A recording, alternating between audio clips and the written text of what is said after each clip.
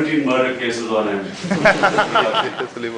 and so on. So anyway, so that's when I decided that, you know, if we have to bring about a change in Pakistan, it's not going to be through social work.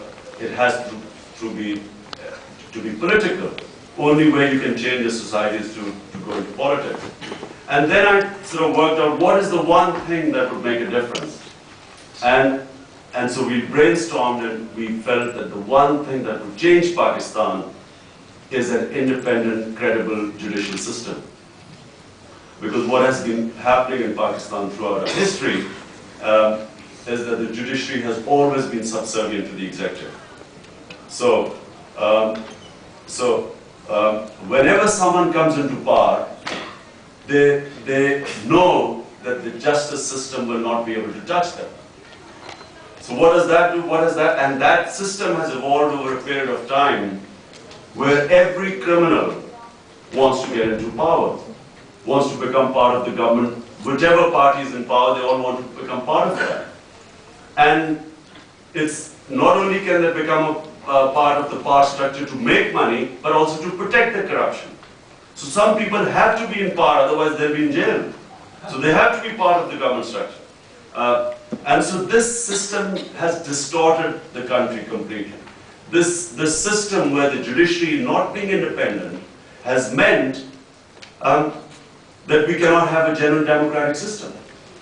Because if you don't have rule of law, number one, the criminals are allowed to fight elections. And to give you an example, the man who was, when I fought the last election in my constituency, the man who was fighting me was the biggest drug baron in the whole area. Now and all of them joined the party in power. So therefore, in my constituency, every politician, all the 4 political houses, have now joined General Musharraf.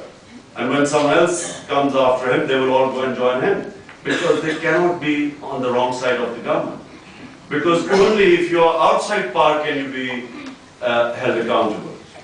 The classic cases, of course, of Asif Zardari. When he was in power, there were several corruption cases against him, but the judiciary wouldn't touch him. The moment his party lost power, he went from the Prime Minister house straight to jail. He stayed in jail until his party won the next elections. So from jail, he went straight to the Prime Minister house. Then again, the party lost elections, so from PM house back to jail. And that's why you have a system in Pakistan where now, when General Musharraf came to power, he immediately formed this party which is called Quaid-e-Azam League.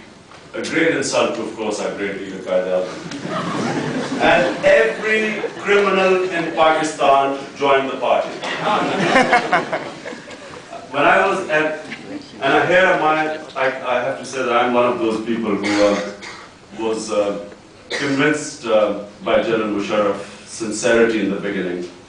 And I thought too, like most of the Pakistanis, that here was someone who's a messiah, who's going to save us from these corrupt politicians. And so when I was close to him, the ISI and the sort of secret agencies used to show me the files of all the corrupt politicians. I mean, it's called the National Accountability Bureau, NAB. NAB has records of those ministers' corruption who today are now sitting in power. And so how they formed the party was that they used these files to actually push all of them into what now has become General Musharraf's Q League. And this is where I felt that the problem lay in Pakistan. The reason why we will never have proper democracy is because if you have a system where your judiciary cannot touch the ones in power, then all criminals will end up in power, and they will use power to plunder the country. Hence the emergence of, in